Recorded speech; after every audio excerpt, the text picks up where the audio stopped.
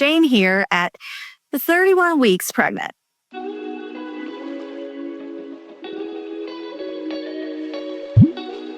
My body does not react to drinking 100 grams of glucose in under 5 minutes very well. I literally had to be put into a room to lay down for the entire 3 hours. And little Miss Eliana Jane definitely does not like glucose tests. Let's just put it that way. So the last couple of appointments that I had were to take the 3-hour glucose test because I did fail the 1-hour glucose test. I got very clammy and sweaty and thought I was going to pass out. Gestational diabetes basically is kind of created by the placenta. Your sugar spikes cross over the placenta to the baby. However, your insulin response does not.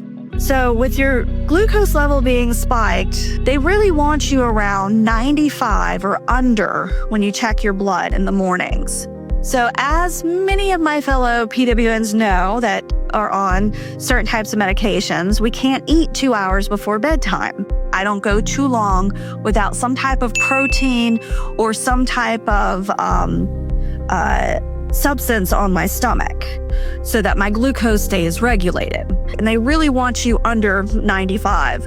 And my glucose in the mornings sometimes were 96, 98, 104.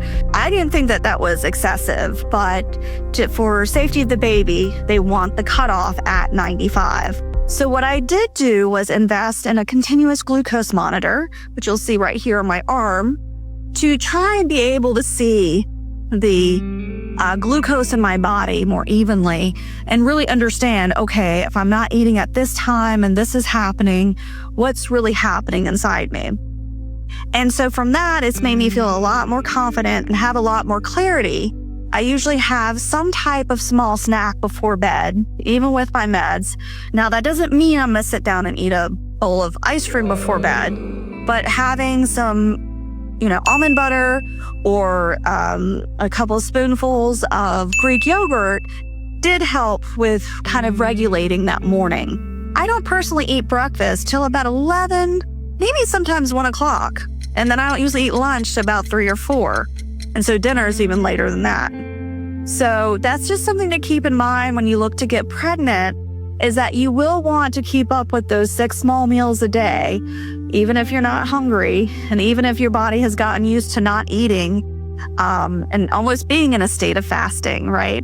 Gestational diabetes doesn't mean you did anything wrong. Yes, extra weight or predisposition before getting pregnant can be a factor. Most of the time, it's just the hormones from the placenta causing this reaction, and all should be resolved after birth. If you are pregnant, make sure you reach out to your doctor to get a referral over to a MFM, which is for maternal fetal medicine, to be able to talk about gestational diabetes and see what your risk factors are and options that they might have for you. Baby and mommy are doing well. I've gotten used to my little friend now after I figured out how not to knock it off my arm. But overall, it doesn't really hurt to put in or anything. It's just there. But I hope everyone is taking care of themselves, and I wish everyone a naptastic day.